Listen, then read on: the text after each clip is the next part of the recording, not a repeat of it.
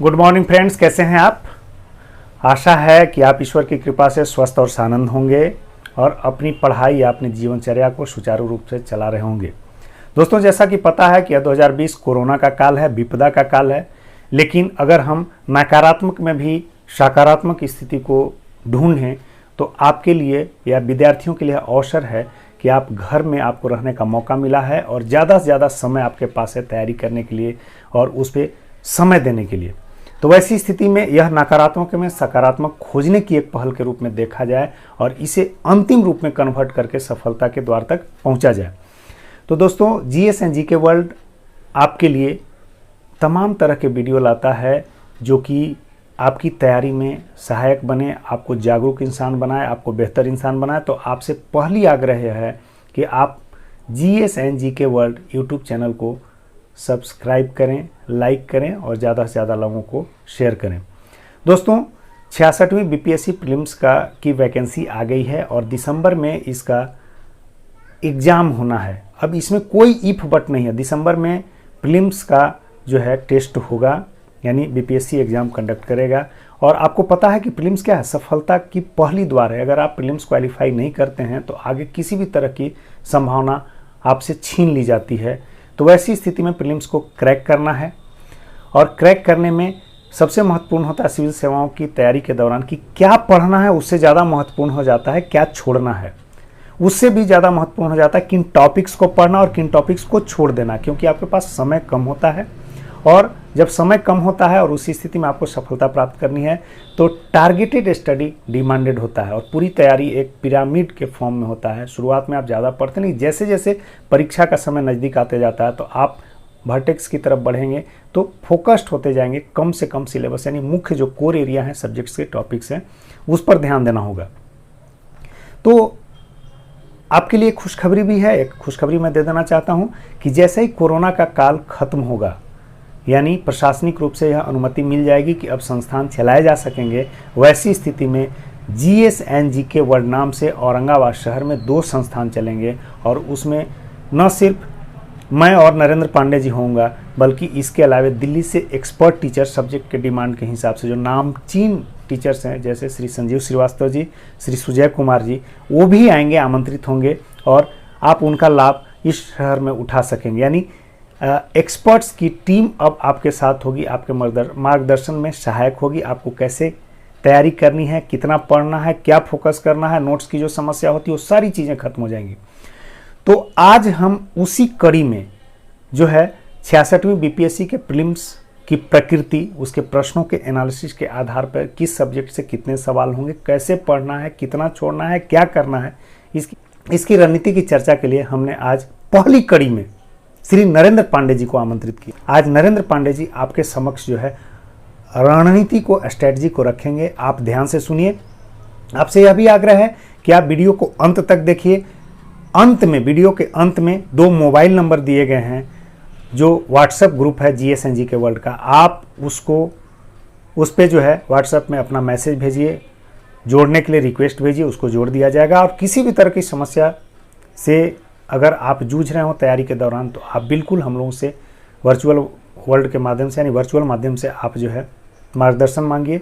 अगर संभव हो तो व्यक्तिगत रूप से अनुमति लेकर के, उसी व्हाट्सएप ग्रुप में अनुमति लेकर के पर्सन टू पर्सन आकर के यहाँ सलाह भी ले सकते हैं।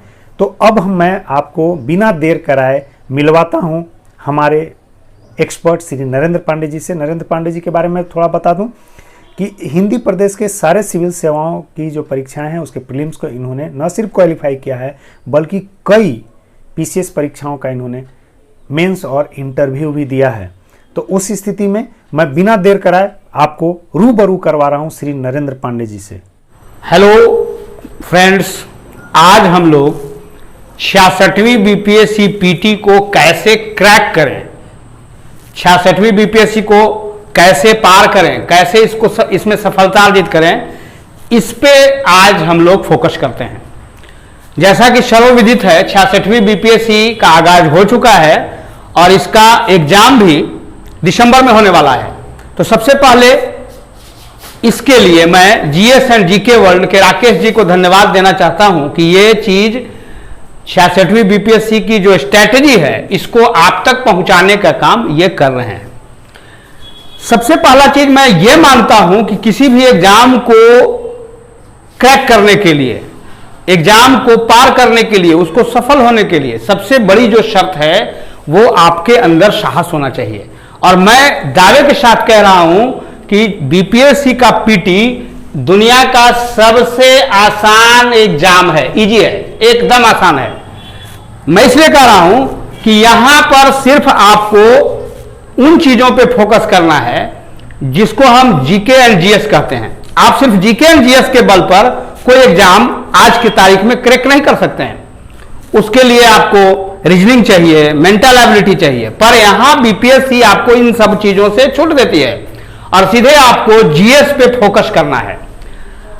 तो जैसा कि सर्वविदित है कि बीपीएससी के पीटीए के एग्जाम में जीएस जो होता है वो 150 अंक के आता है और 150 अंक में आपको 97 to 100 स्कोर करना होता है।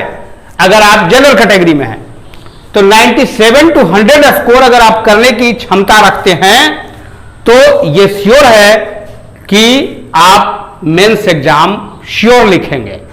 सबसे बड़ी चीज मैं यह बोलना चाहता हूं कि पीटी को आसानी से नहीं लेने देना है, क्योंकि पीटी पास करने से नौकरी तो नहीं मिलती है, पर एक बहुत बड़ा अवसर अगर पीटी लूज करते हैं तो खोने का डर रहता है और फिर मनोबल पे असर पड़ता है। बार बार अगर आप पीटी ही लूज करेंगे तो स्थिति यह हो जाएगी कि आप मुख्य परीक्षा के अनुभव से वंचित रह जाएंगे। मैं यहां पर डिस्कस करता हूं अपने अनुभवों के आधार पर कि आप पीटी कैसे पास करें कम मेहनत में और कम किताबों में। सबसे बड़ा चीज है कि वही स्टूडेंट ज्यादा सफल होता है जो सिलेक्टिव अध्ययन करता है। सिलेक्टिव अध्ययन करने वाला विद्यार्थी कभी भी असफल नहीं होता है। मैं खुद यूनिक पढ़कर, यूनिक का हिस्ट्री पढ़कर हिस्ट्री को बहुत आगे तक ले गया हूं। जितना आप कम पढ़ते हैं उतना ही ज्यादा सफल होंगे। दूसरी स्ट्रेटजी है कि आप 100% की अगर तैयारी करते हैं तो वो गलत है। तैयारी आप हमेशा 60% का ही करें और ऐसा करें कि वो कमांड हो जाए, क्योंकि सारा सिलेबस कवर करने में, सारे सिलेबस को तैयार करने में आप नए हैं तो प्रॉब्लम आ सकती है। और अगर आप 60 to 70% कवर करते हैं सिलेबस को फुल कॉन्फिडेंस के साथ तो आपकी सफलता असंदिग्ध रहेगी। अब हम चर्चा करते हैं कि 66वीं बीपीएससी के लिए क्या करना है। तो जैसा कि आपको मालूम है कि हिस्ट्री में 35 से 40 सवाल रहेंगे, जनरल साइंस में 15 से 20 सवाल रहेंगे, पॉलिटी में 15 से 20 सवाल रहेंगे, करंट अफेयर्स में आपको 20 से 25 सवाल रहते हैं। बिहार जी के स्पेशल इसमें आपको 6 से 10 सवाल आएगा ही। इकोनॉमिक्स, जिसको जनरल इकोनॉमिक्स कहते हैं, वो रोजमर्रा के जीवन में जो इकोनॉमिक्स यूज होता है उससे 12 से 15 सवाल करना पड़ता है। ज्योग्राफी में आपको वही 12 से 15 सवाल रहेंगे और मैथमेटिक्स में आपको 10 सवाल रहेंगे। अब इन सवालों को कैसे हल करें? मेरा मानना है कि हिस्ट्री के सवाल को अगर हल करना है तो आप कुछ नहीं, सीधा पुराना वाला जो यूनिक है उस यूनिक गाइड को और उसमें जो हिस्ट्री दिया हुआ है उसको सांगोपांग जितना बार पढ़ सकते हैं और पढ़ने के बाद वर्कशीट बनाइए। हिस्ट्री का लगभग आपको 80% सवाल लड़ जाएगा और उसी से आता है, क्योंकि यूनिक गाइड में जो लिखा हुआ है हिस्ट्री वो अच्छी किताबों का संकलन है।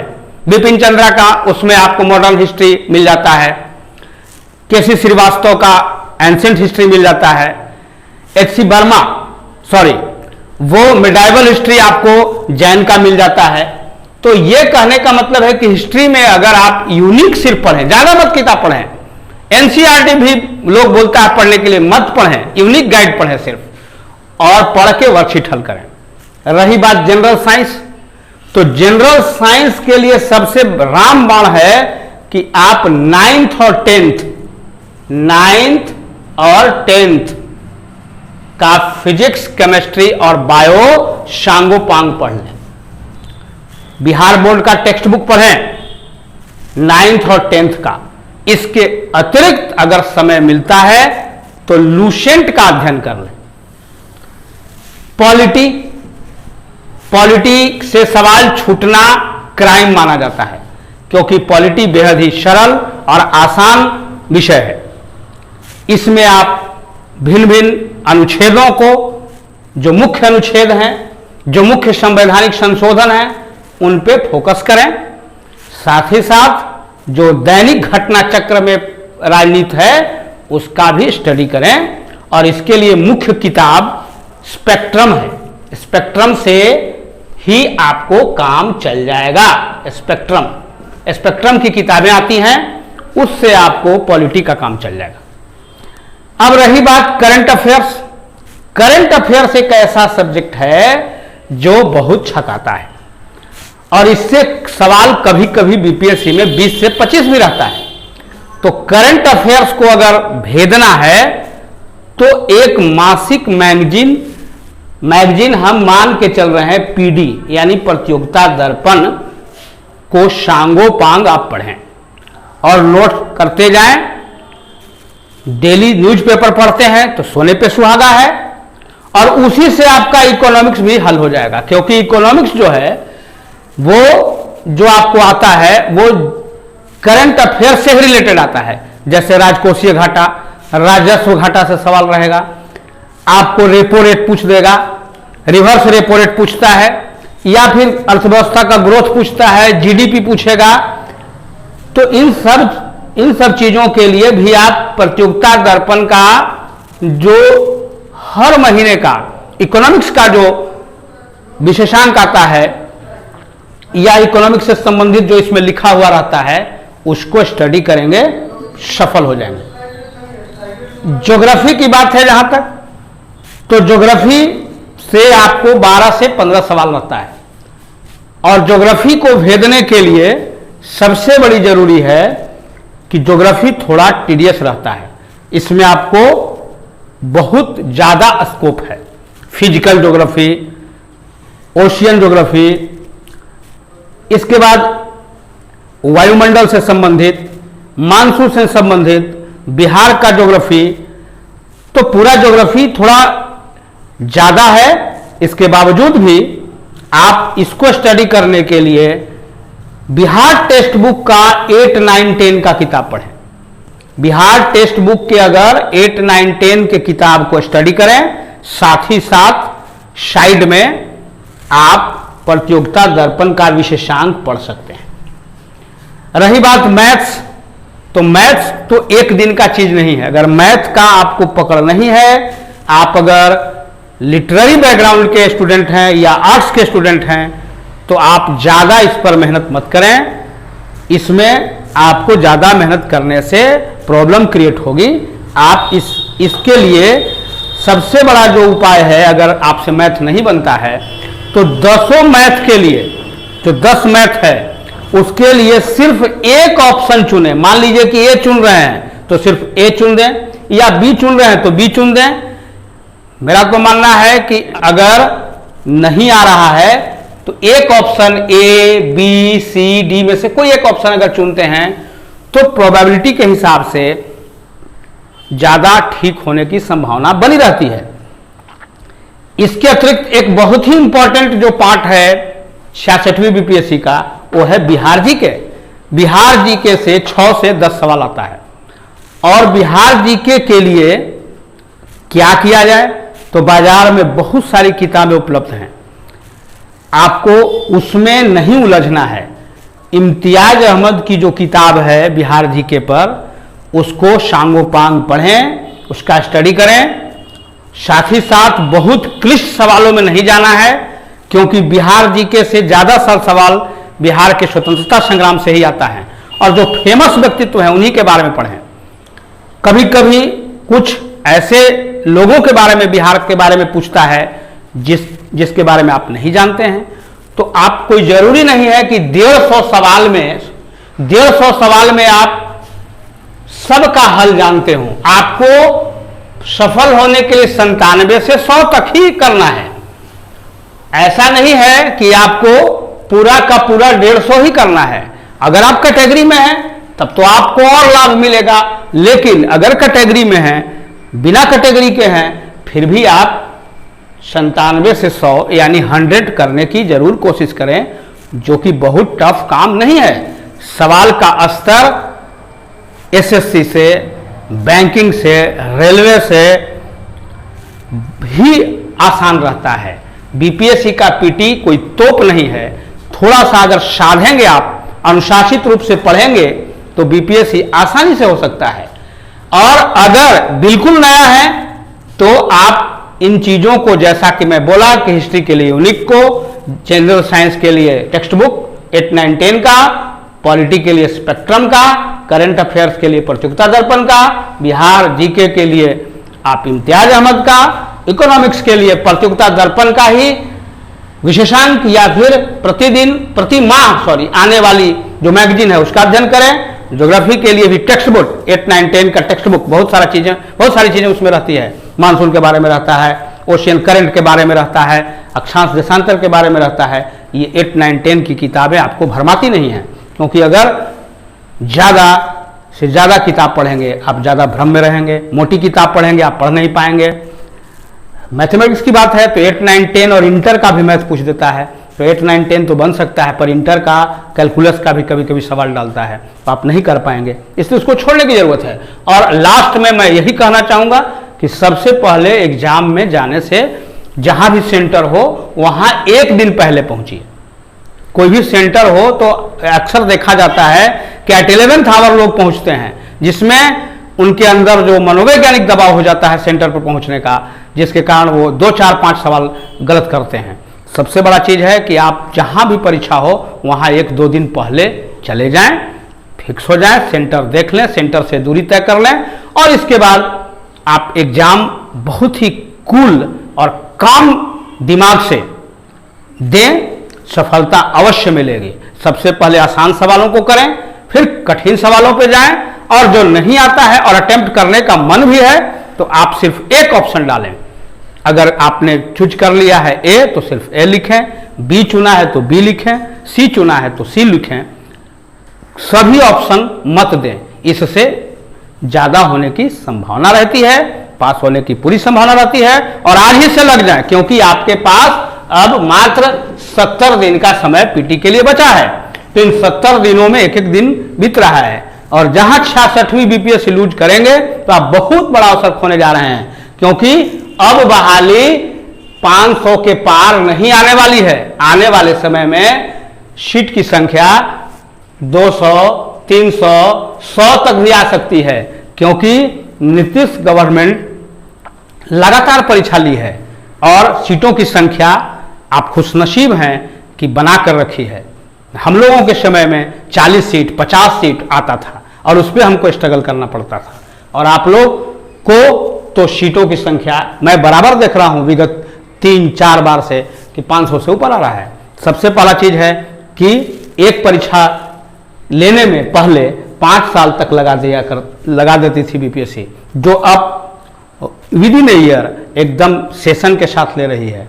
तो all the best, thanks to again mister Rakesh Kumar, जिन्होंने मेहनत करके और अपने प्लेटफॉर्म पे हमको कुछ कहने का मौका दिया GS and GK world YouTube channel के माध्यम से। इनके चैनल को आप सब्सक्राइब करें, और आने वाले समय में जब लॉकडाउन टूटेगा तो हम लोग आपसे, जिन लोगों को लगता है कि हमें सलाह की जरूरत है, सहायता की जरूरत है, तो वो मोबाइल नंबर 6204881064, अगर आपको संपर्क करने की जरूरत हो तो कुछ नंबर दिया गया है, जिसमें 7004974960 तथा 6204881064 पे संपर्क करें, और हम लोग आपकी सहूलियत के लिए हमेशा उपलब्ध हैं। हम चाहते हैं कि औरंगाबाद से हर वर्ष कम से कम 10 बच्चे भिन्न भिन्न सेवाओं में बीपीएससी के माध्यम से जाएं। थैंक्स, धन्यवाद।